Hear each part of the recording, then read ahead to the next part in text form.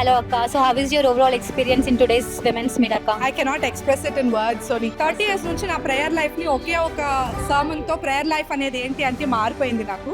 Because I have been waiting for a deliverance, for a restoration, for an answer which has been unanswered. కానీ నాలో ఏంటి లోపం, ఏ విషయంలో నేను అడగాలి, ఎలా అడగాలి అనే ఒక కొత్త రెవల్యూషన్ నాకు తీసుకొచ్చారు.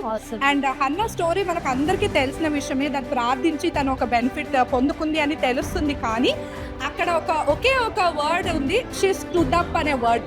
So that caught my attention. అంటే పాస్టమ్ ఒక విజన్, పాస్టమ్కి హోలీ స్పిరిట్ ఇచ్చిన ఒక నడుపుదల ఎంత మంచిది అంటే, మనం as women we all are stuck in one place, not knowing where to go, how to get over that situation.